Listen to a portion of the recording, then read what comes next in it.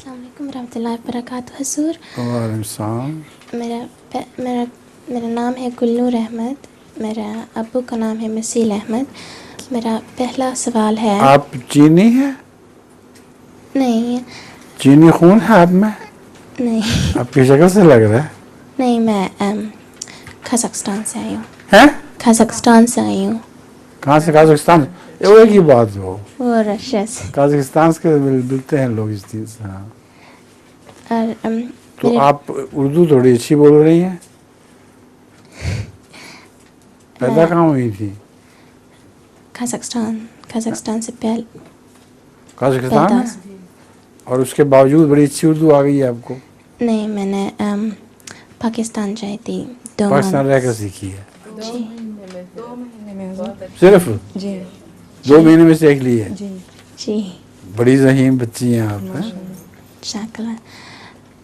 میرا پہلا سوال ہے کہ کیا حضرت مسیح موعود علیہ الصلوۃ والسلام نے اپنے بچوں کو کبھی کسی شرارت کرنے پر کسی قسمت کی کوئی سزا دی ہے؟ ہاں، یہ سوال جو ہے بڑا اہم ہے. حضرت مسیح موعود علیہ الصلوۃ والسلام نے غالباً ایک موقع پر سزا دی تھی جبکہ ان سے قرآن کریم گر گیا یا اس قسم کا واقعہ یاد ہے تمہیں فائدہ؟ حضرت مسیح موعود علیہ الصلوۃ والسلام نے سزا بچے کو دی اپنے قرآن کریم کی.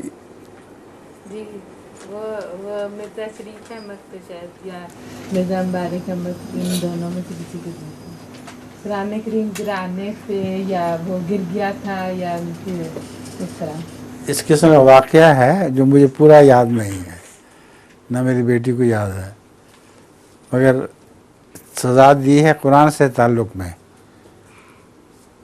یعنی قرآن کی ایک قسم کی غیر ارادی طور پر گستاخی ہو گئی تھی تو اس پر سزا دی ہے، ورنہ اپنے بچوں کو اب سزا نہیں دیا کرتے تھے.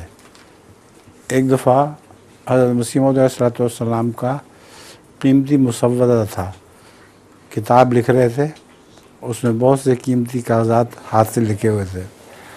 حضرت مرزا بشیر احمد صاحب، مرزا محمود احمد صاحب نے وہ جلا دیا.